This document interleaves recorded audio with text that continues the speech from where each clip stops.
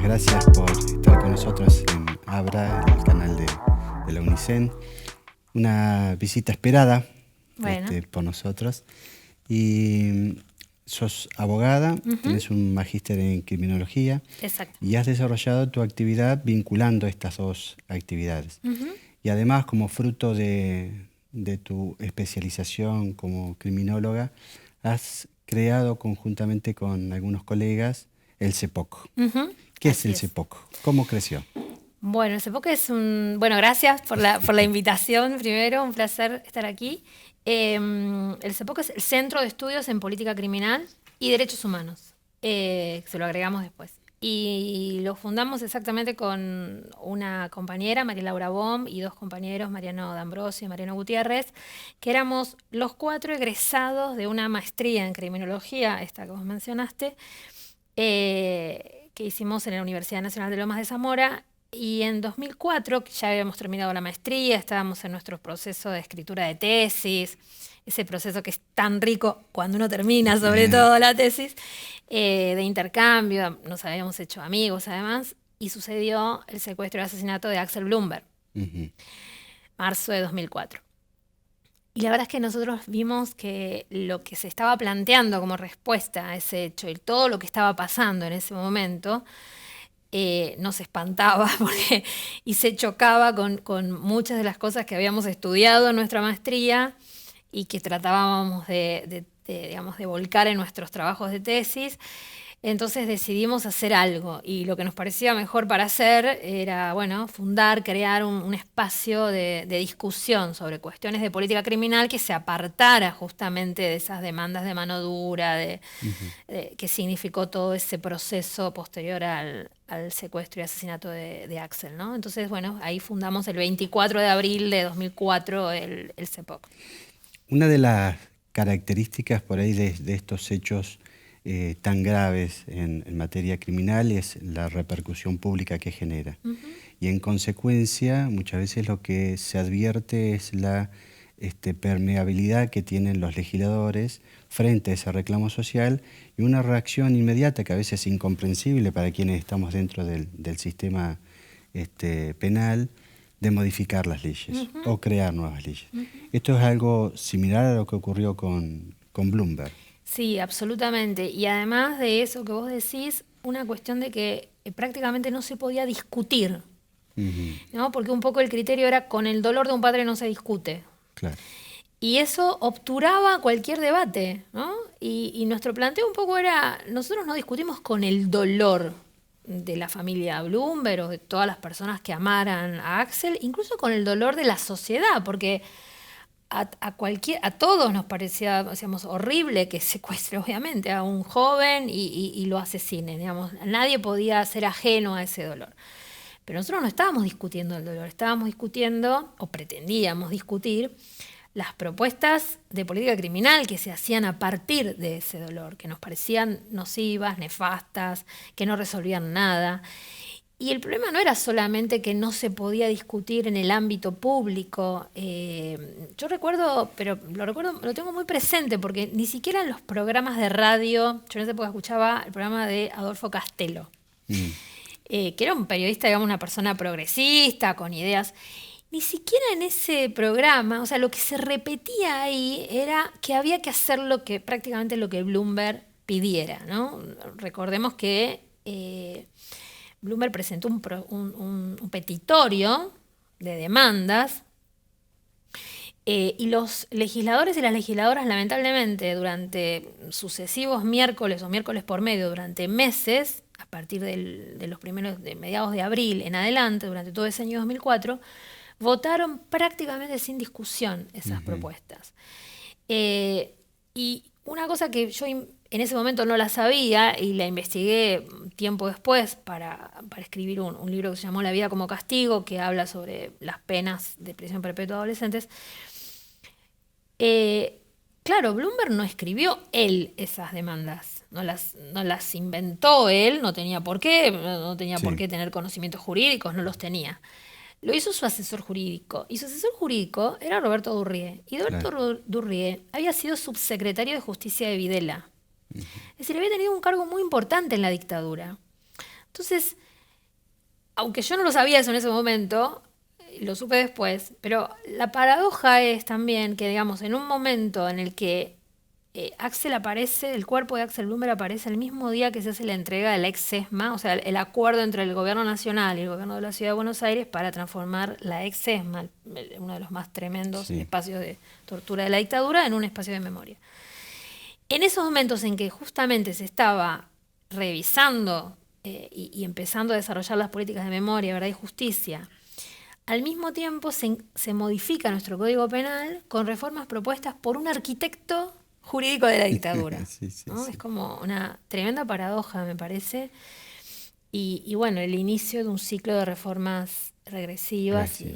Esa contradicción a veces suele darse, porque por ahí hay esto, me parece que es claro este ejemplo, donde incluso había una conformación de una corte que tuvo muchos fallos que ampliaron derechos en consonancia con el bloque de derechos humanos.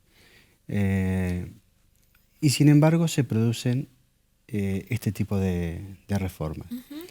Y a la par de eso se da este dilema. Muchas veces uno, cuando tiene que salir a defender determinadas posturas, tiene que explicar una complejidad.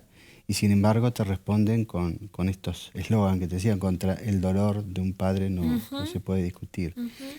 Vos hacías referencia también a la lucha y a las militancias que has tenido con relación a los menores, los niños que han sido condenados con prisión perpetua y además con la baja de la imponibilidad.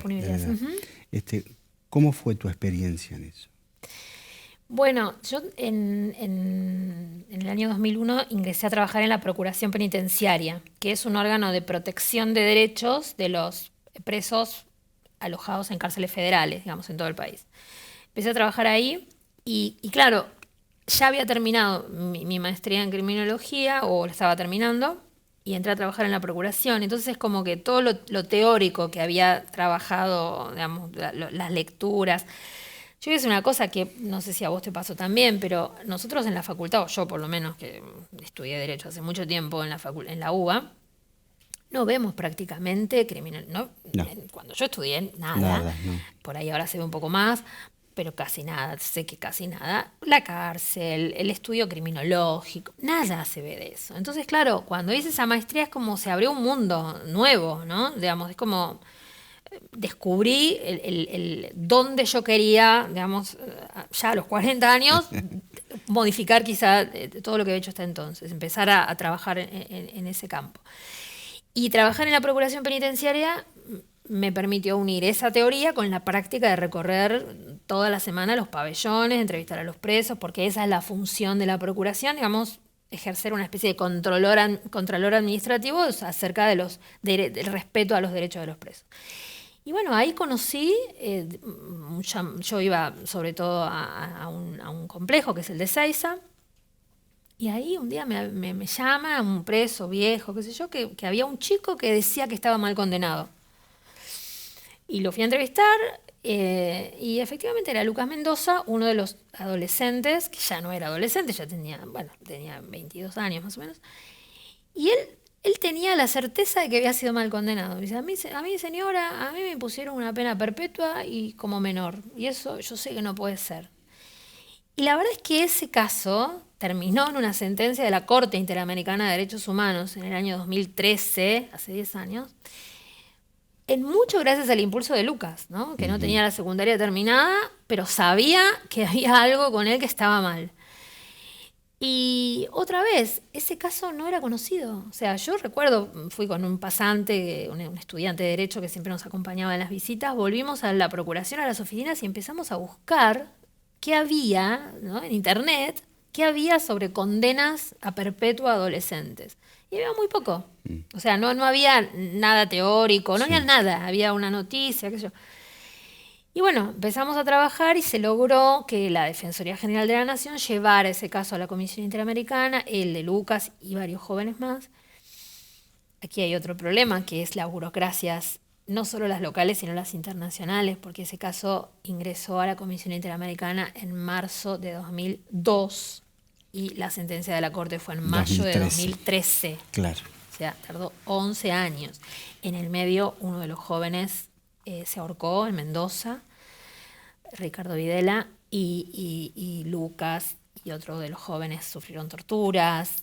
Bueno, y además la incertidumbre de saber qué iba a pasar con ellos, ¿no? Porque muchos casos que llegan al sistema interamericano llegan cuando la víctima ya es, o sea, una víctima muerta. Por ejemplo, van sus familiares a reclamar, no sé, pienso en el caso Bulacio, ¿no? Sí.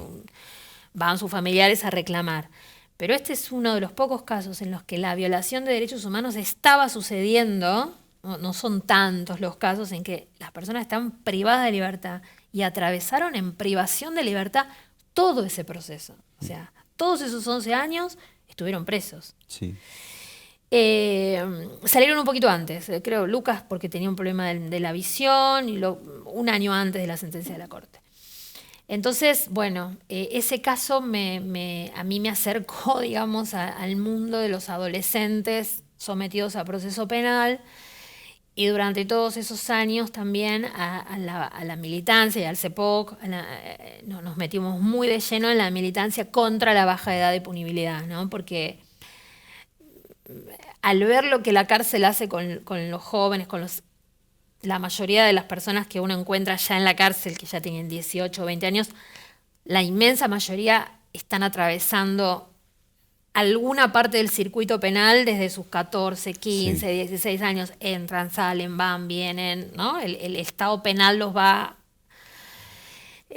tomando hasta que en algunos casos los toma y ya no los larga, ¿no? O los larga muertos o presos casi de por vida. Entonces, bueno, viendo eso, es como, digamos, fuimos construyendo también, digamos, una posición teórica para oponernos, no solo de modo militante, sino también con elementos teóricos para oponernos a la baja edad de punibilidad, lo que hasta ahora, por supuesto no solo, sino con un montón de organizaciones hemos logrado, pero yo creo que este año va a ser muy difícil en ese sentido. Sí, pasa también que en los años electorales se suele reavivar el debate, incluso con presentación de proyectos. A veces proyectos escandalosos, porque salen sin fundamentación y parecieran que solamente quieren contentar ese clamor de ciertos sectores de la sociedad. Decías que en el medio pasaron muchas cosas, también pasó el caso de Maldonado, donde algunas partes del fallo de la Corte, que son interesantes, pero que parecieran que no tienen mucha repercusión hacia adentro del contexto de cárceles. Que tiene que ver con un párrafo del voto de Fay, donde dice que el poder punitivo no solo se manifiesta con la imposición de una pena, sino cómo ésta es ejecutada. Y este es todo un tema que también trabajaste, que seguís trabajando, que son las condiciones carcelarias. Sí, para explicar un poco por ahí, el caso Maldonado justamente es un fallo de la Corte que todos estábamos muy ilusionados en que dijera que aplicar penas de prisión perpetua es inconstitucional a adolescentes. Pero no. Y no dijo eso, pero dijo algunas cosas de las que nos agarramos, ¿viste? Yo creo que el derecho finalmente es eso, ¿no? A cositas de las que nos podemos agarrar para dar pelea, no mucho más que eso. Y entonces, bueno, algunas de las cosas que dijo la Corte en el caso Maldonado, que era un chico que justamente había tenido una condena, en primer lugar de 15 años y luego elevada a prisión perpetua, y por eso llega a la Corte.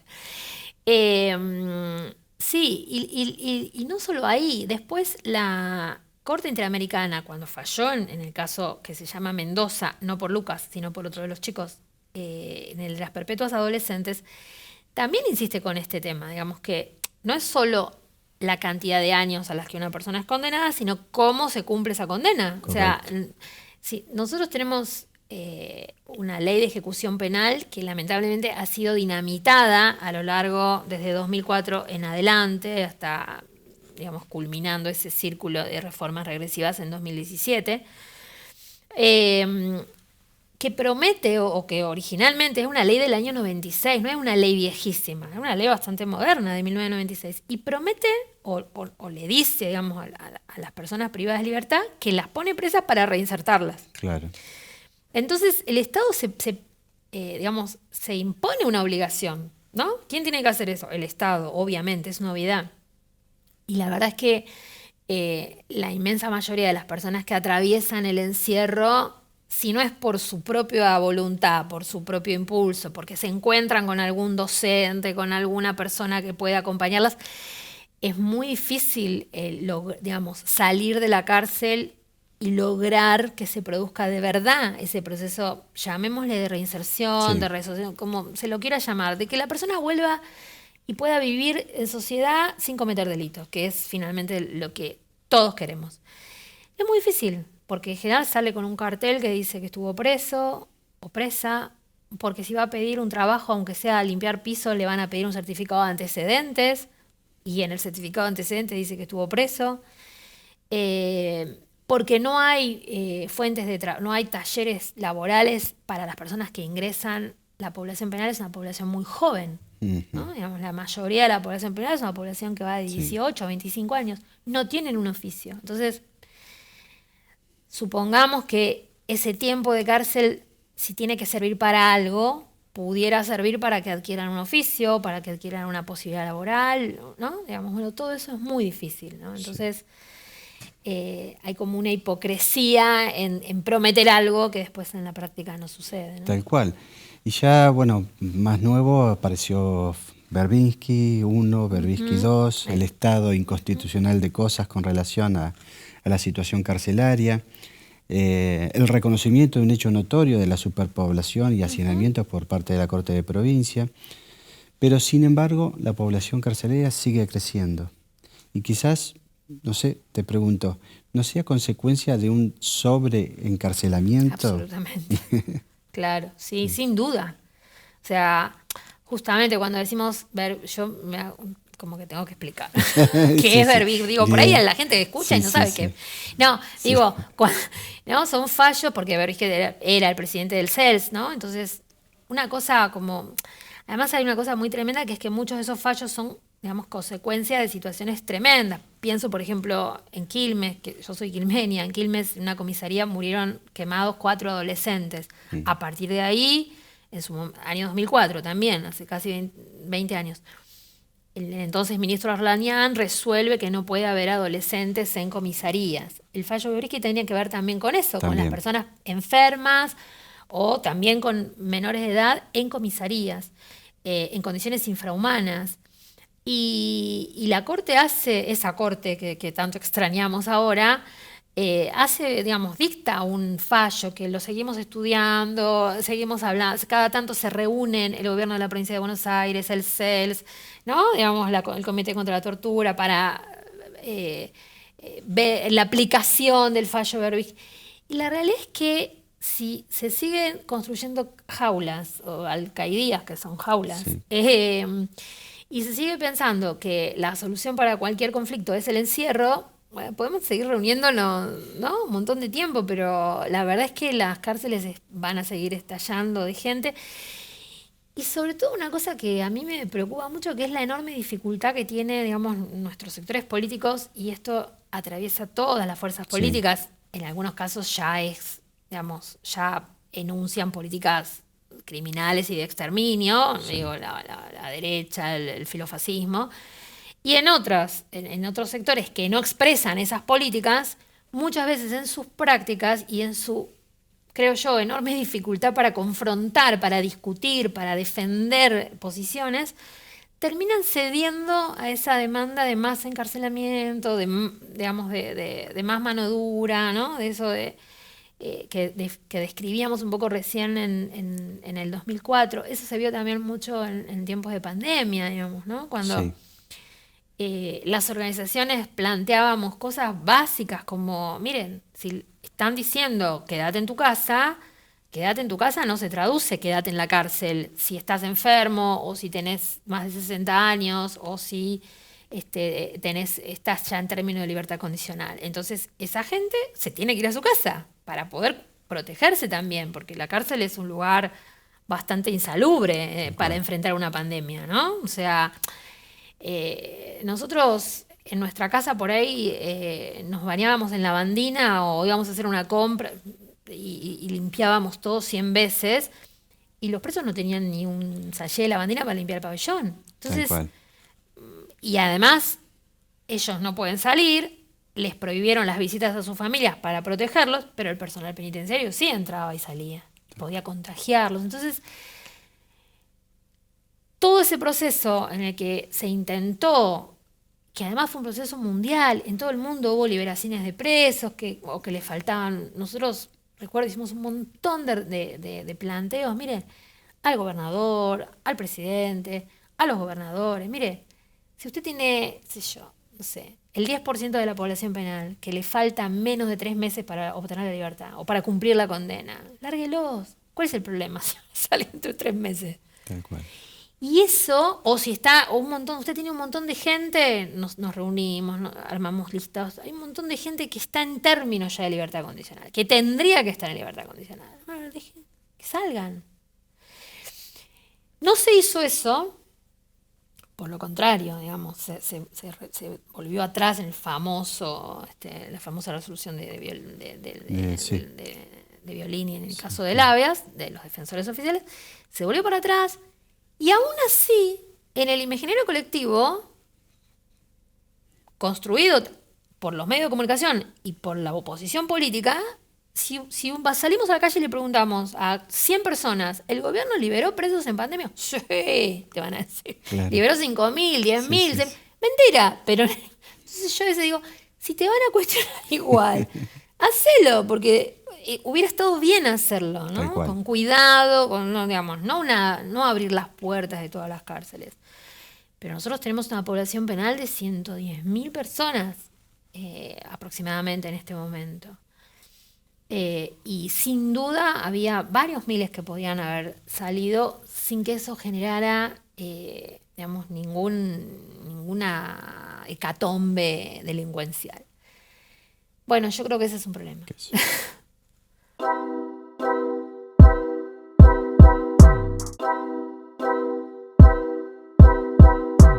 Claudia, continuando con lo último que expresabas, me pasó en el ejercicio de mi actividad como defensor público en pandemia que tuve que solicitar varias morigeraciones por temas de salud. Uh-huh. Y si bien al principio hubo una reacción favorable de los juzgados, después empezó a pesar la opinión pública.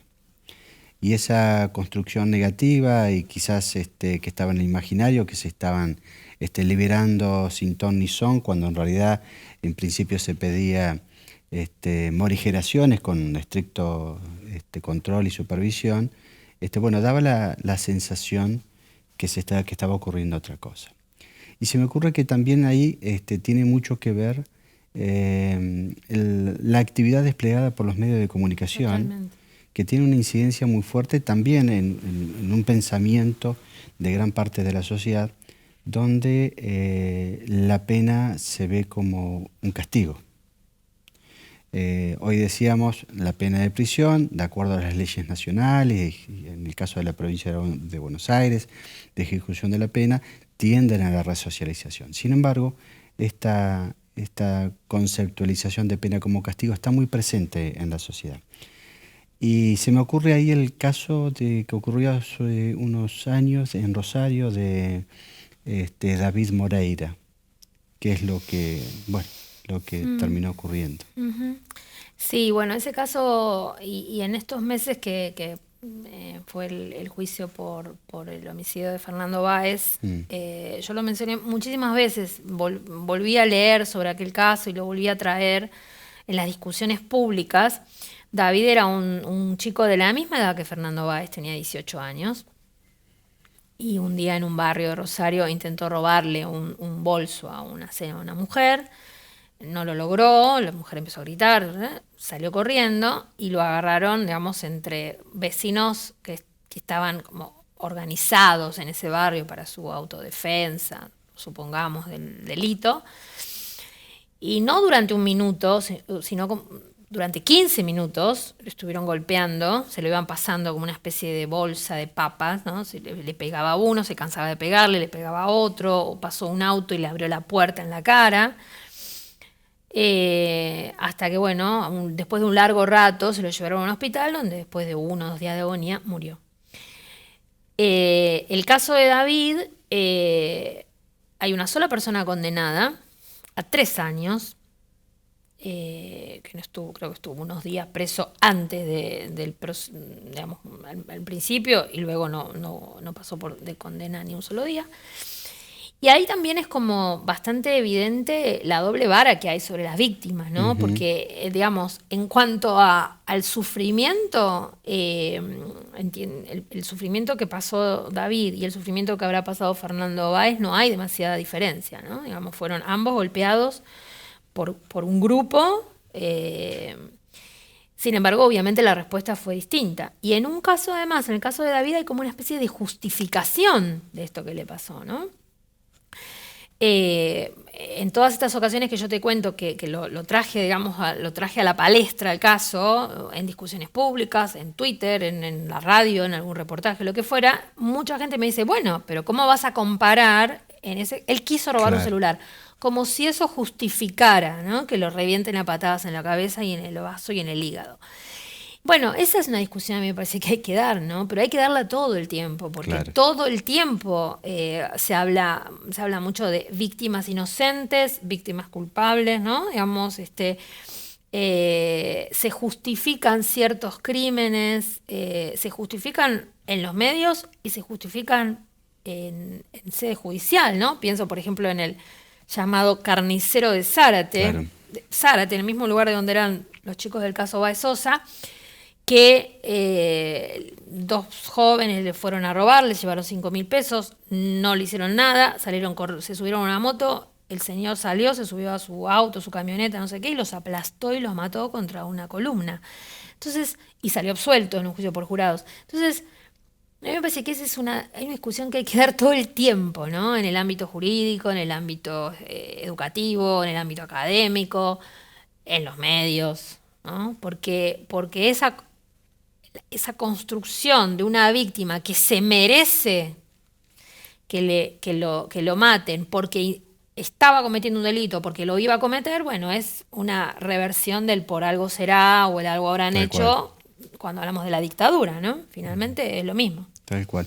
Sí, y a veces es difícil de ponerlo en contexto, pero en el caso de David, teniendo en cuenta si uno puede hacer un análisis jurídico de la conducta que eventualmente podrían haberle endilgado, se le trataba de un robo simple, es decir, una tentativa de robo simple, donde permitiría un archivo condicional de la causa en la provincia de Buenos Aires, la posibilidad de la suspensión del juicio de prueba o, en el peor de los casos, una pena de ejecución condicional.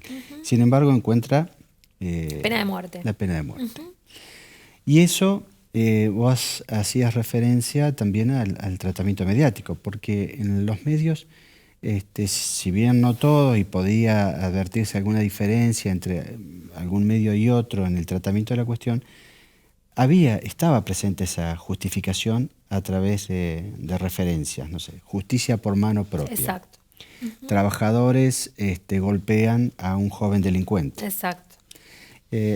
¿Esto te parece que se da en cada hecho de estas características? Sí, en muchísimos. De hecho, este intento que trato mucho de hacer de analizar las coberturas periodísticas desde una posición, digamos, de cuestionar esas coberturas periodísticas punitivistas, tiene que ver con señalar esto, ¿no? Hay una construcción, por eso te decía, de una justificación a determinado tipo de delitos gravísimos, como sacarle la vida a una persona, como si eso fuera lo que se merece a alguien que intenta robar o que roba o que se lleva corriendo un celular. Yo creo que, insisto, es gravísimo que lo hagan los medios y es gravísimo que lo hagan también políticos o políticas. Estoy pensando en el caso Chocobar, por ejemplo, ¿no? Digamos, en el caso Chocobar. se justificó y finalmente se condenó, comillas, en 2 años al policía Chocobar, que persigue a una persona que había intentado robar y lastimado a otra persona, pero que corría desarmado, o sea, corría. Entonces, y lo mata por la espalda.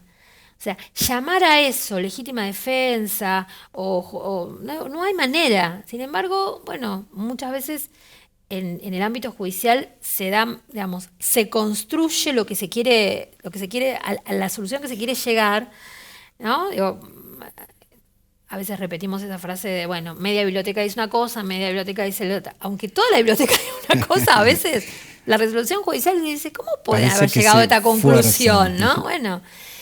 Y yo creo que ahí, otra vez, hay sectores políticos que entienden que este es un tema y lo toman. En el caso de Chocobar, para mí fue muy evidente cómo se le cedió, digamos, la arena pública a Patricia Bullrich, al defensor de Chocobar. No había nadie que estuviera sosteniendo la otra posición. Claro.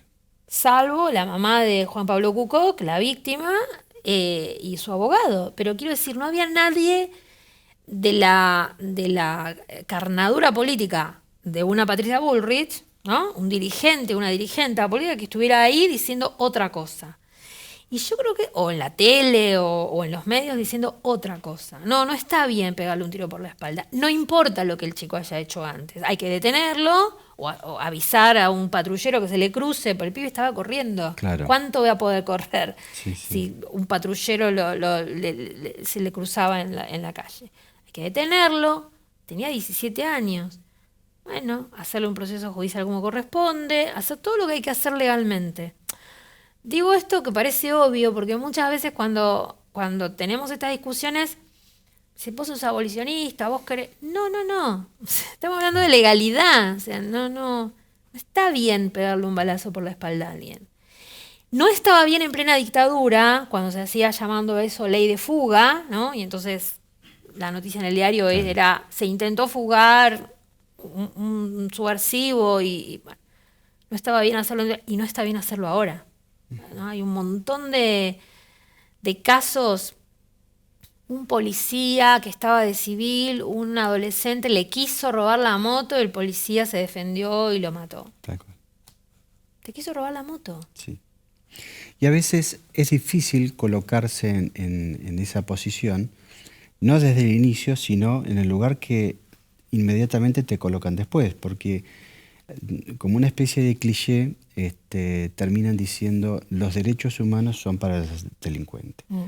Y la verdad que explicar eso a veces es complejo, y como decíamos hoy, un poco te contestan con eslogan. Sí, hasta que les toca a ellos. Exacto. Yo uso siempre, en los últimos tiempos uso el ejemplo de Carolina Píparo y su marido, ¿no? Que se la pasaban diciendo eso, hasta que al marido lo detuvieron porque intentaron atropellar a 2 jóvenes con el argumento de que esos jóvenes les habían querido robar. Y ahí les agarró el garantismo. O sea, cuando les toca, son súper garantistas, se hicieron marchas, pedidos de libertad. Finalmente, por supuesto, a él se la dieron, está esperando el proceso en su casa, lo cual a mí me parece muy bien. Me parece muy bien que además entendiera, porque ¿cuál es el pensamiento? Yo no soy un delincuente. Bueno, quisiste matar a 2 pibes, o sea, no sé, es mucho más grave que robar un celular. Bueno, a mí me parece que esas contradicciones hay que ponerlas, digamos, hay que hacerlas visibles, pero no para bajar la vara. Yo no quiero que el marido de Píparo espere su juicio preso. Claro. Ni él ni los 50.000 que en todo el país están esperando su juicio preso, ¿no? O sea, digo, la vara hay que elevarla, no bajarla, ¿no? Tal cual.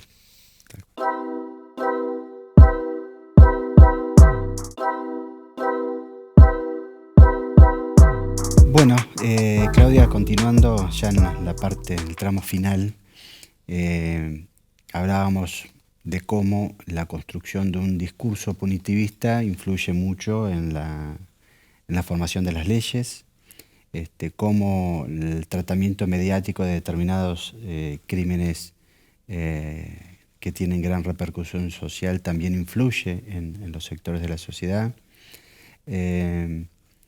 Pero también se pueden advertir que en la toma de las resoluciones judiciales, aquellos jueces que deben resolver una situación en concreta, cuando se dan estos componentes, la posibilidad de aplicar penas mayores, muchas veces a las que analizando técnicamente el caso corresponderían, o eventualmente cuando existe esa presión social, terminan cediendo. Bueno, está todavía en trámite, en proceso, el caso de Lucía, en Mar del Plata. ¿Qué reflexión te merece esto? Sí, absolutamente. Y también en el proceso de ejecución de la pena para negar derechos en casos que tengan cierto impacto mediático. Hablábamos de Bloomberg, por ejemplo. Bueno, yo llevo el caso de uno de esos jóvenes que era menor de edad en el momento de los hechos y no se les concede la libertad condicional, las salidas transitorias, ni todos los derechos a que podrían estar usufructuando, porque son, digamos, por el temor a la reacción del señor Bloomberg recorriendo los canales de televisión y insultando o diciendo cosas del juez o del fiscal. Eso es, y en el caso que vos mencionabas, en el caso de Lucía Pérez también, digamos, yo creo que ahí también hubo una fuerte intervención. Y también creo que es un problema, ¿no? Del poder político en términos de definir antes de que hubiera condena, incluso como un femicidio, como una violación seguida de muerte, digamos, como si ya se conociera el resultado cuando el proceso estaba en marcha. Yo creo que eso es tremendo y que nos deja en una situación muy difícil, porque a todas las personas, porque los medios a veces difunden, yo pensaba en el caso de Lucía, cuando mucha gente todavía repite que, por ejemplo, Lucía fue empalada, ¿no? Una cosa horrenda, sí. Que difundió una funcionaria judicial, como era la fiscal que intervino al principio, y que los medios repitieron una y otra vez. Pienso en un caso parecido hace poco con un papá y una mamá que llevaron a su bebé a un hospital y se publicó en todos lados que la habían abusado y matado. Y la chica estuvo a punto de fue golpeada en la comisaría donde fue llevada y después no era eso. O sea, hay una enorme irresponsabilidad de los medios y una enorme irresponsabilidad y falta, otra vez yo perdón si repito esto de la falta de coraje, pero también en un juez o en una jueza que impone una pena porque tiene temor a la reacción popular si no lo hace, bueno, hay un problema gravísimo, ¿no? Y yo creo que, y otra vez, esta demanda, esta vinculación entre justicia con la pena más alta que haya en el Código Penal, claro, aunque no tenga nada que ver con lo que pasó, ¿no?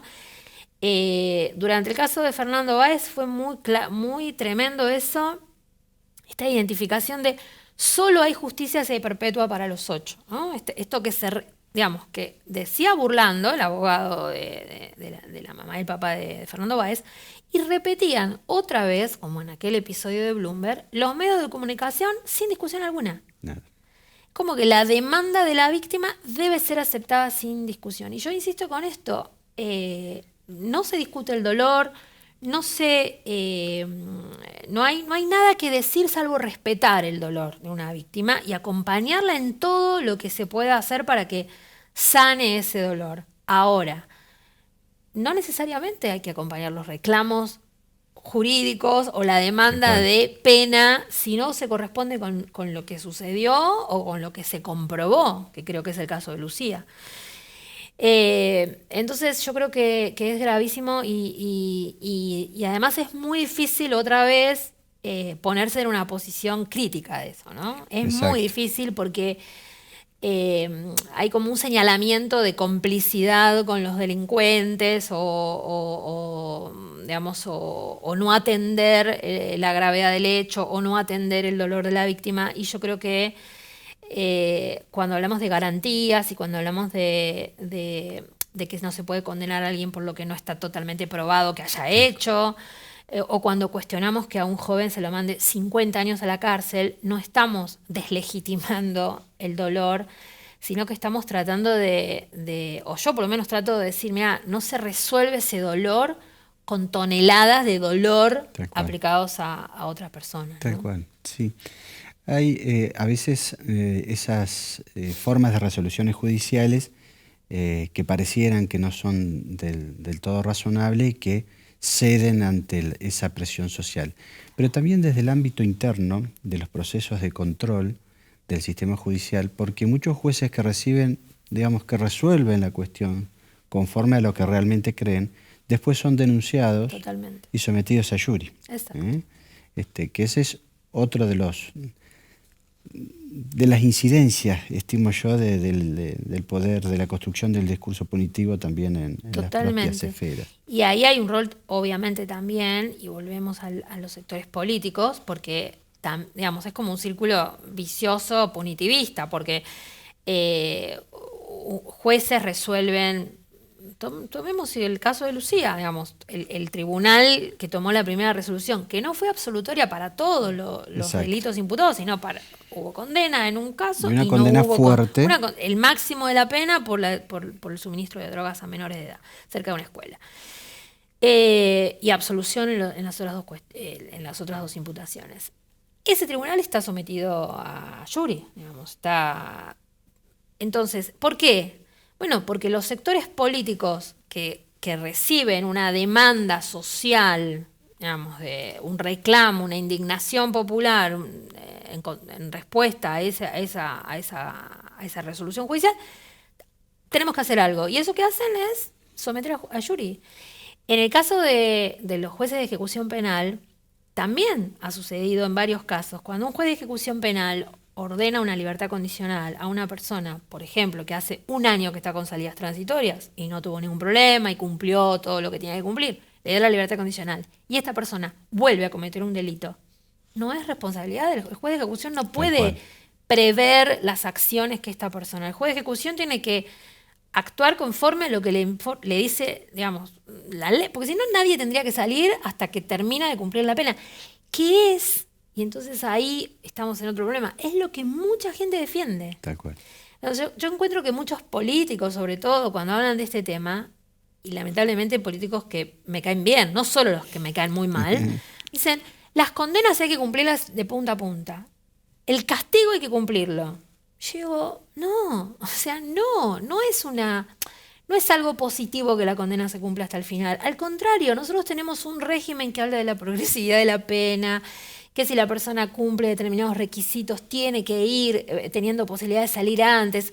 El éxito del tratamiento penitenciario no es que la persona cumpla toda la condena, el éxito es que la persona se vaya antes, porque quiere decir que, bueno, que ese tiempo que estuvo preso le sirvió para poder ir encontrando una manera. Todo eso es parte de nuestra construcción jurídica, de la manera que tenemos supuestamente de entender el proceso penal y el proceso, digamos, el tiempo de cumplimiento de la pena. Entonces, eso hay que explicarlo, porque si no, mucha gente cree que libertad condicional es casi algo parecido a la impunidad. Tal cual. ¿No? Aparecen esas notas, ayer volví a leer estos días una de TN típica. Liberaron a X, ¿no?, por hacer cursos de ukelele. Parece que les da con el ukelele. Y eso es falso. O sea, hay algo que es el estímulo educativo, que si cumplen determinados requisitos que tienen que ver con... Claro, esta persona era una persona de alto nivel académico. Esta persona que liberaron. Entonces no podía terminar la secundaria para mejorar. Claro. Entonces hacía todos los cursos que le ponían. Obviamente, si te ofrecen cursos, si vos estuvieras preso o cualquiera que está mirando está preso y te ofrecen un curso de lo que sea, y eso sirve para disminuir no la condena, sino el tiempo que falta para que puedas salir en libertad, lo vas a hacer, ¿no? O sea, nadie quiere, o sea, la idea de que hay que cumplir la pena entera, como si eso fuera una expiación casi religiosa de la culpa, es de hace 2 siglos. O sea, va en contra de todo lo que tenemos en nuestra Constitución, de nuestras leyes. Entonces, ahora esto la gente no tiene por qué saberlo. Y no hay nadie que se lo explique, ¿no? Yo creo que hay mucho aporte a la confusión. Totalmente. Porque en general de ejecución de la pena muy poca gente sabe, inclusive hablando de nuestros propios colegas, con todo respeto, si hay alguno escuchando. Pero digamos, los periodistas, las periodistas, no tienen por qué, porque es algo muy específico, ¿no? Entonces, a mí me impresiona eso, creo que también es un problema que tiene el Poder Judicial de no tener alguien, no sé, voceros o a un área de prensa, que expliquen sus decisiones. Tal cual. ¿No? Sí. Durante mucho tiempo se decía eso de los jueces hablan por sus sentencias. Es una pavada, No, porque la totalmente. sentencia no la lee nadie entera y a veces es tan difícil de entender que no se entiende. Pero yo creo que esa es una cuestión que habría que repensar, ¿no? Sí. Vale aclarar algunas cuestiones que vos hacías referencia. Allí donde se han creado nuevos delitos o se han aumentado las penas de delitos ya existentes, no ha servido como prevención del delito. Exactamente. Y los casos donde ha habido la ocurrencia de hechos ilícitos graves con posterioridad a una resolución de un juez de garantía, ya sea una libertad condicional o una libertad asistida, son mínimos con relación al universo de casos. Totalmente. Sin embargo, bueno, uno está obligado a tratar de buscar algún tipo de solución por otros lados.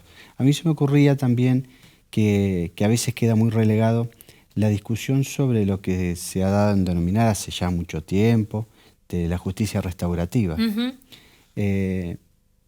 ¿Ves viable esta posibilidad?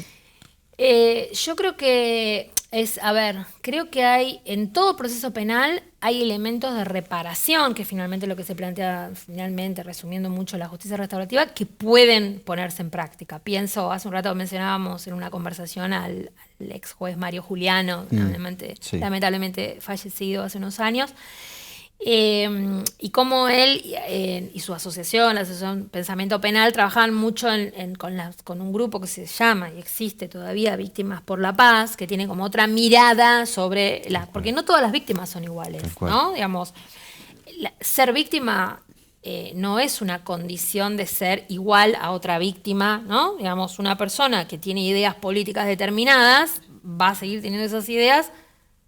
Si pasa a ser víctima, va probablemente a enfocar lo que le pasó con las ideas que traía. Yo pienso siempre en el caso, por ejemplo, de la familia Wittis, ¿no? Que su hijo fue asesinado en una persecución policial y el policía lo mata al hijo de la familia de Wittis, de Raquel y de Jorge Wittis, y mata también al adolescente que lo tenía de rehén, ¿no? Y los Wittis siempre pelearon por justicia para su hijo, que era rehén, y para este otro chico, Darío Riquelme, que lo tomaba de rehén, porque entendieron que lo que había pasado ahí, la muerte de su hijo, no era tanto responsabilidad del pibito que lo tenía de rehén, sino del policía que había disparado a ambos. Entonces, esa mirada de los Wittis es porque ellos, antes de esa situación espantosa que les sucedió, tenían una concepción de la vida, una militancia política, una mirada que los acompañó cuando se transformaron en víctimas de ese hecho tremendo, ¿no? Entonces, no hay una sola manera de enfrentar esas situaciones.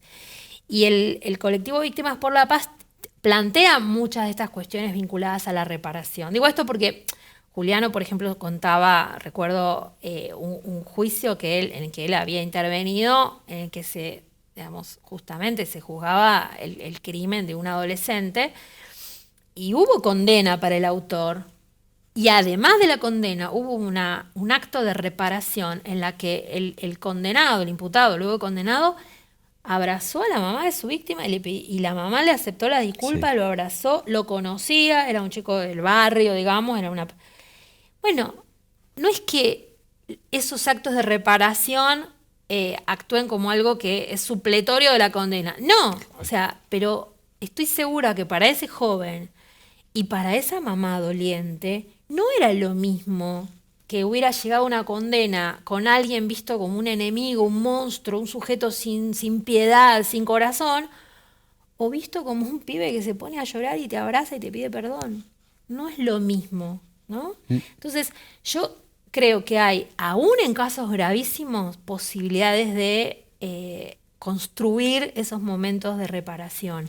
Y en otros creo que es la única alternativa. Tal cual. O sea, si a mí me roban el celular, yo la verdad que no quiero que el pibe... ¿Qué me importa que vaya 3 años preso?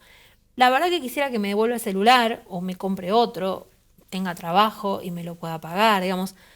Construir alternativas de verdad en los casos en que... Pero no alternativas para sumar a la cárcel, sino para restar a la cárcel, ¿no? Está claro. Bueno, Claudia, muchísimas gracias. Bueno, ha sido gracias a vos. muy enriquecedor este encuentro.